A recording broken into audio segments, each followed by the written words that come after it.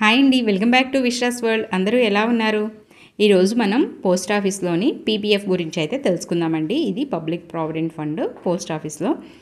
అయితే ఇందులోని ఎవరెవరు అకౌంట్ ఓపెన్ చేసి కట్టుకోవచ్చు, తర్వాత మ్యాక్సిమం లిమిట్ ఎంత, మినిమం లిమిట్ ఎంత, ఇంట్రెస్ట్ ఎంత ఉంటుంది, అకౌంట్ డిఫాల్ట్లోకి వెళ్ళిపోతే దాన్ని రివైవల్ చేసుకోవడం కుదురుతుందా, ఈ అన్ని విషయాలు అయితే తెలుసుకుందామండి. వీడియోని అయితే పూర్తిగా చూడండి. ఒకవేళ వీడియో కనుక మీకు నచ్చింది అనుకుంటే లైక్ చేయడం మర్చిపోకండి. వీడియోలో ఏదైనా యూస్ఫుల్ ఇన్ఫర్మేషన్ ఉంది అని మీకు అనిపిస్తే కనుక నా ఛానల్ని అయితే సబ్స్క్రైబ్ చేసుకోండి. నా ద్వారా మీరు మనీ సేవింగ్స్ సంబంధించిన ఎన్నో ఐడియాలు అయితే తెలుసుకుంటారు. అయితే దీంట్లో అకౌంట్ ఎవరెవరు ఓపెన్ చేసుకోవచ్చు అంటే కనుక వ్యక్తిగతంగా ఓపెన్ చేసుకోవచ్చు. తర్వాత మన పిల్లల పేరు మీద కూడా అకౌంట్ ఓపెన్ చేసుకొని కట్టుకోవచ్చు.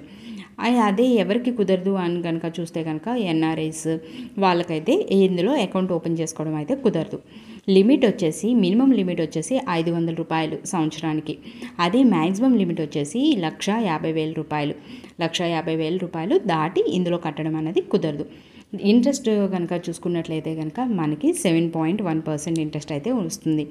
అదే కనుక మనం మైనర్స్ పేరు మీద ఎవరైతే 18 సంవత్సరాల లోపు పిల్లలు ఉంటారో వాళ్ళ పేరు మీద అకౌంట్ ఓపెన్ చేసి కడుతున్నట్లయితే కనుక వాళ్ళకి మాత్రం 4% ఇంట్రెస్ట్ మాత్రమే వస్తుంది.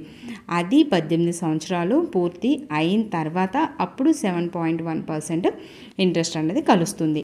ఒకవేళ ఇంట్లో కనుక 2 అకౌంట్లు ఉన్నట్టయితే పిల్లల పేరు మీద ఒకటి, మన పేరు మీద ఒకటి ఉన్నట్లయితే కనుక ఆ 2 అకౌంట్లకి కలిపి మ్యాక్సిమం లిమిట్ వచ్చేసి 1,50,000 రూపాయలు దాటకుండా కట్టుకోవాలి. మనకి ఇందులో పీరియడ్ వచ్చేసి 15 సంవత్సరాల వరకు కట్టవలసి ఉంటుంది. 15 సంవత్సరాల తర్వాత మెచ్యూరిటీ అమౌంట్ ఏదైతే ఉందో అది మనం తీసుకున్న తర్వాత అప్పుడు మనకి ఆ డబ్బులు అవసరం లేదు అనుకుంటే కనుక ఇంకా అకౌంట్ని ఎక్స్టెండ్ చేసుకునే అవకాశం అయితే ఉంది. అది కూడా నెల నెల మళ్ళీ మనం డిపాజిట్స్ అయ్యి కట్టకుండా ఈ అకౌంట్ని ఎక్స్టెండ్ చేసుకునే అవకాశం అయితే ఉంది. మనం వచ్చేసి సంవత్సరానికి కనీసం 500 రూపాయలు అయితే కట్టాలి. ఒకవేళ 500 రూపాయలు సంవత్సరానికి కట్టినట్లయితే ఆ అకౌంట్ వచ్చేసి డిఫాల్ట్ అకౌంట్లోకి అయితే వెళ్ళిపోతుంది. ఫ్లెక్సిబిలిటీ ఎలా అంటే, ఫ్లెక్సిబిలిటీ అంటే మనము ఈ సంవత్సరం అంతా కూడా మన దగ్గర 500 రూపాయలు ఉన్నాయని 500 రూపాయలు కట్టాము.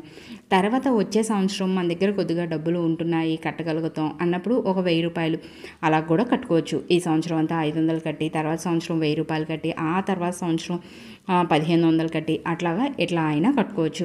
ఒకవేళ ఈ నెల మన దగ్గర 500 రూపాయలు ఉన్నాయని 500 రూపాయలు కట్టి వచ్చే నెల 2,000 రూపాయలు కూడా కట్టచ్చు. దీంట్లో మ్యాక్సిమం వచ్చేసి 1,50,000 రూపాయలు లిమిట్ ఏదైతే ఉందో అది దాటకుండా ప్రతి నెల ఇంతనే కాకుండా ఎంతైనా కట్టుకోవచ్చు. ప్రతి సంవత్సరం కూడా ఎంతైనా కట్టుకోవచ్చు. అది మన ఇష్టం.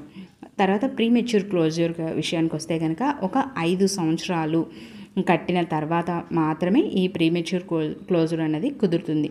అకౌంట్ క్లోజ్ చేయడం అనేది కుదురుతుంది. అది కూడా కొన్ని కండిషన్స్ మీద అకౌంట్ క్లోజ్ చేయడం అనేది కుదురుతుంది.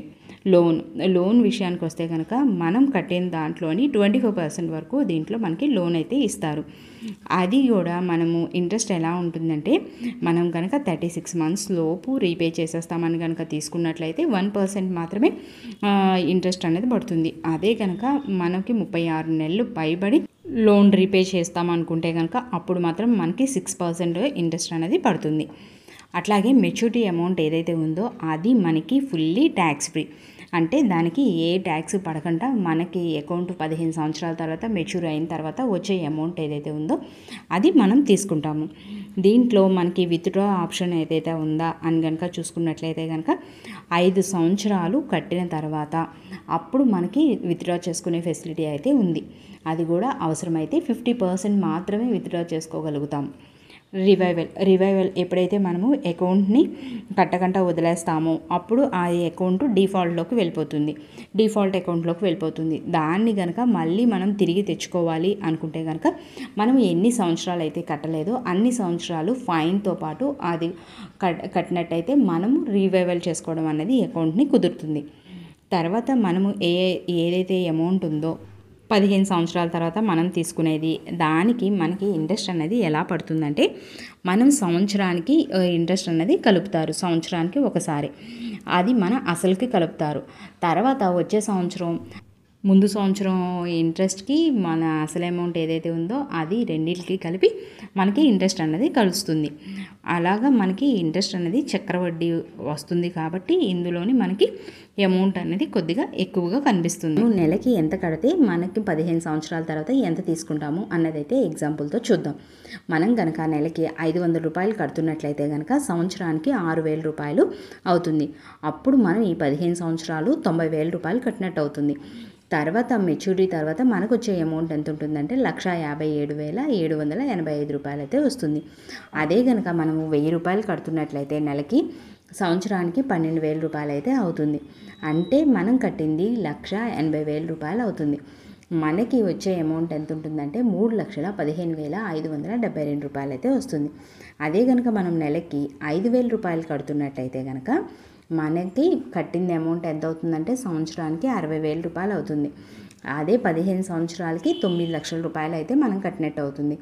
మనం తీసుకునే అమౌంట్ ఎంత ఉంటుందంటే 15,77,841 రూపాయలు అయితే వస్తుంది. అదే కనుక మనం నెలకి 10,000 రూపాయలు కడుతున్నట్టయితే కనుక సంవత్సరానికి 1,20,000 రూపాయలు అయితే కట్టినట్టు అవుతుంది. అంటే మనం 15 సంవత్సరాలకు గాను 18 లక్షలు కట్టినట్టు అవుతుంది. మనకి వచ్చేది 31,55,680 రూపాయలు.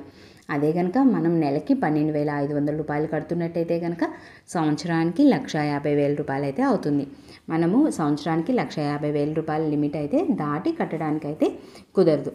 అదే మనం 15 సంవత్సరాలకి 22,50,000 రూపాయలు కట్టినట్టు అవుతుంది.